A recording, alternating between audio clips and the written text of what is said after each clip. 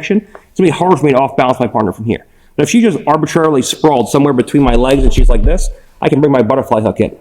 And now from here, once the butterfly hook comes in, pressure in, once the butterfly hook comes in, now she starts coming onto elevations. She starts coming onto sumigashis. She starts coming onto leg locks. And so the butterfly hook, because she's driving into me, that butterfly hook now allows me to pull my partner in with the inside position. All right? I have most of the inside position from here. But if I have all the inside position, then I'm going to start giving my partner some trouble. This is the one thing that I adapted from Hodger's camping position.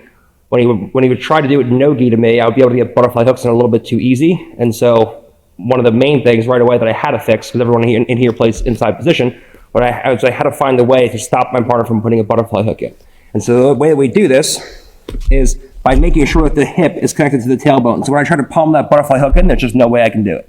If she's just randomly sprawled out to the side, or if she just sprawled somewhere in here, okay, she gets decent pressure, but this always happens. And now, once this happens, everything starts to fall apart from here. So we play a game where we never allow butterfly hooks to come in from top position when we're trying to pass, because the butterfly hook completely kills the position. So now we're going to look at, in the event my partner does insert a butterfly hook, how can I counter this, remove the butterfly hook, and keep constant pressure moving forward. All right, so now let's look at a scenario where we go into this camping position. Actually, turn around. And we start camping, and from here our partner manages to make space, and maybe my position's a little bit out of my hips a little bit out of position. My partner inserts a butterfly hook. This is not the time to keep camping now. The second I see this, we're just going to move back into this position. We're going to come out of the camping position. Now, right from here, we're just going to pin our partner's heel to her butt. So I just take a V grip in place. I take my elbow to my hip, and I just push everything in. When she goes to keep the butterfly hook, now it's going to be difficult. And now we just take the butterfly hook out. Once the butterfly hook comes out, now we just come right back to center line with our knee. And as she goes to bring her knee into frame, if she doesn't bring her knee into frame, then we just come inside, and now we can beat my partner. So the knee has to come back inside my shoulder. And when that happens, now go right back into this camping position, and I make sure that my hip is connected sufficiently to my partner's tailbone. So now when she goes to reinsert the butterfly hook, it's just not going to happen. But if here, maybe I would go in, I'm sprawling, and I'm not in the right spot with my hip, or maybe I come in, I'm playing here, and I got to enter in, and my partner starts playing a butterfly half guard, and I'm like, okay, I want to start camping, but this is not the right time now. Whenever I see this, we just go in, we just stuff our partner's heel to the butt. When she goes to follow with the butterfly hook, we just stuff the heel to the butt, my elbow comes to my hip, and we just stuff everything in. Now, right from here, if she tries to follow me, we can always just kick the leg back slightly, and then place my knee right in the center line. Now, right from here, we come in, we catch our partner's leg. If from here, my partner doesn't, she just keeps opening the knee, then we just go over, and now we can go tight waist, body lock, half guard, all kinds of things right from there. But right from here, we catch our partner's leg, we come up to the shoulder, and now we put our hip in the correct position, and go right back in to our high head camping position. There's a basic way to clear the butterfly hook when it comes in, using a V grip, and then moving right back to camping to keep the pressure on. Another thing that we can do is we can use a false grip to just quickly open up the leg a little bit and pull that butterfly hook out. This time, she inserts the butterfly hook on me. When that butterfly hook comes in, I'm camping. All right? Right from this position, she inserts that butterfly hook. I'm camping on my partner. We just post the hand down on the floor. We bring our left leg up high. What we don't want to do is back up and then have her take her legs around and lock closed guard. That's no good. So what I do is I take my left leg up high. So if she goes to extract her right leg from here, it's not going to happen. Now I use my left hand to post on the floor, and now I just quickly drop my left knee that's up nice and high so she can't bring her right foot out, and then I quickly take a false grip on my partner's ankle, and I just open up the right side of my body, and I pull everything out. And now right from here, I shoot my hip forward, where she has to bring her frame back inside, and now we go right back in, and we start camping. So right from here, she brings the butterfly hook in, I'm camping on my partner. Right from this position, we post the hand. We lean into my partner. As she goes to push me away, we go here. Hand goes down, knee comes up. Now right from here, we take a false grip, and then we just open everything out and away. Now right from this position, as my knee chases the center line, she has to bring her frames back in, and when she does, we go right back into this high head position. Now we're ready to go in and start playing once again. So let's say I go to come in here. She's supine. I go to come in. I try to go into this camping position. I go split squat. And as I go to start camping, butterfly hook comes in. Whenever I see this, no problem. We just come in. We play this pull-push game. As she goes to push me away, she goes to pull me back in. We take everything up. Now, right from here, false grip comes in. I open everything up, and then we just go right back in. We start camping, or if she doesn't bring the frames back in right away, she ends up in bottom half guard. The main thing is they make a quick transition to quickly go back in and get pressure back on our partner. So we're playing here, we're moving around. Now we're ready to go.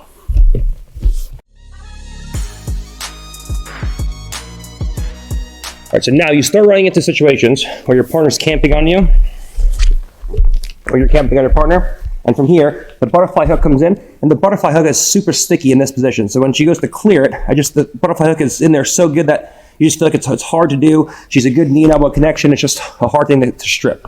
Whenever I see this, we move into a scenario where when I see that the butterfly hook is going to be in there nice and tight, right from here, we start camping, butterfly hook comes in. As the butterfly hook goes in and she goes to push me away, we're just going to take our knee up to the floor. This time, we're going to go right to our partner's collar tie. So I pommel inside, so my hand's on the floor. She's worried about the butterfly hook. She's trying to go into all of her attacks. I quickly beat her, and we just go inside the bicep. We get to the head. Now, right from here, as she's extending me away, we go to the collar, and then we just move. We just shuck our partner's leg in like so. And now, right from here, we switch back in, and now we're in a very similar leg riding position that we were in before. Sometimes the legs get crushed together. Sometimes, as I go to shuck everything to the inside, she gets her foot to the outside. She finagles her foot to the outside. So that from here, she has some kind of grip on my leg. Sometimes it gets stuck on the inside. Sometimes it gets stuck on the outside. But regardless, right from here, there's so many different leg riding positions that we can go into. So whenever I see, it's going to be hard. Maybe we go in, and right from here, I'm camping. I try to pull this out, and my partner extends the leg towards me. It's hard now. So when she extends, it makes the hook sticky. But the overextension allows me to start bringing the leg in like so. If the knee is in towards the chest and it's reinforced by the elbow, it's going to be a hard thing to push that knee, especially if the elbow is on the inside. Here. The second I go to clear this grip, or clear this butterfly hook, when she extends that foot towards me, now it makes it easy to bring the legs together. So we play a game where butterfly hook's hard to clear, and we go and we try it a few times. And we just feel like we can't do it. We're camping. We feel like we can't do it. And right from here, as we go to bring the knee forward, she thinks I'm going to do it a third time. Now, right from this position, we take our hand to the inside. As I take my knee forward, she goes to extend. We just crush the legs on together. And now right from here, we just touch our hip to our partners. Now, we can either sweep the legs together, we can pass around behind, we can step over into mount. There's a bunch of things we can do, very similar to the options that we had before. All right. So whenever I see butterfly hook is going to be difficult to clear, we play a game between clearing the butterfly hook and moving the knees together to leg ride. We play a dilemma game where if I go to clear the butterfly hook and my partner keeps the knee to the chest, it's a pretty easy thing to clear the butterfly hook out and then go back to the inside. If she tries to keep a sticky hook and extend towards me, now I bring the knees together. And this isn't a thing where I play a game where I'm camping on my partner for 30 seconds at a time after the butterfly hook is in. The second the butterfly hook is in, I have to clear it. So the second we move, second I'm camping, and she puts a butterfly hook in place, the second this happens, we immediately have to clear. So we're right back in. And then right from here, we can crush the legs together. So we play a game contingent upon the stickiness of her butterfly hook. The more sticky it is, the more her knees extended away from the chest, the easier it is to crush the legs together and pull everything with the collar tie. All right. If I feel that I can't crush the legs together and start leg riding, it's a perfect time for me to take a false grip, just open it straight out, and then bring my knee to the center line and start camping once again. And so we can play these in combination with one another, where we can clear the butterfly hook with a V grip, we can clear the butterfly hook with a false grip, or we can clear the butterfly hook by bringing the two knees together and completely crushing the butterfly hook all together. All right, so now let's look at a scenario where we're starting to move now from high head camping into low head camping, and let's look at a couple different ways that my partner can force me into those positions. We talked about this high knee shield, we talked about the low knee shield, my partner trying to transition into a low knee shield with the unlocked legs. What happens if my partner actually manages to lock the legs? It's usually before I'm camping in the first place, my partner locks the legs and I try to go into a camping position. All right, so let's say I'm in half guard, my partner pulls me in and she locks her legs in a low knee shield like so. Now, the first thing I'm going to look to do is I'm going to look to test my partner. A lot of times, I can kick my leg back and there's not a strong connection. I can catch my partner by surprise, and I can just quickly sprawl my legs back, pull myself in, and then thrust my hips forward. That separates the legs, and now I go into this leg riding position, and I force my partner either into a half guard or I start leg riding. Or, the second my partner feels that from here, the legs are opening, as soon as the legs open, right from this position, and the ankles separate, she'll just bring her knee back to a high knee shield, and then I'll just end up camping in this position, and we just go back to high head camping. So I test my partner. When I see that the legs are locked, right from here, first thing I do is I test my partner to either force half guard outright, or play a leg riding dilemma, or as I go to lean forward, the legs come, the ankles start to come apart, and my partner comes back to this high knee shield. And then we just go right back in, and we start camping right from here.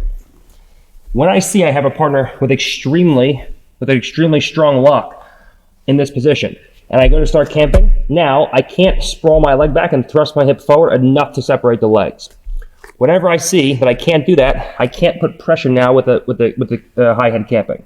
So right from here, all we're going to do is we attempt to test our partner, we fail. Now I just take my head right to my partner's shoulder, I post on my partner's leg, and we just start coming up into this split squat position, and now we start camping and just driving everything towards our partner's far shoulder. Or now when she goes to use that low knee shield in my hip, because my hips are high, I can get my head to my partner's far shoulder, and I can start walking forward and bringing my hips high, my head low, and now when she gets to use that knee shield effectively, I can still get to my partner's far shoulder and start walking past everything, forcing my partner in the half guard or forcing her to unlock the legs and go back in. So because the knee shield, when it's locked in it's this low knee shield position, the knee shield controls my hips. So my hips, when they're low, I can't thrust my hips forward because of the wedging. But what I can do is I can move my hips back and up, and I can bring my head forward and down. So now, when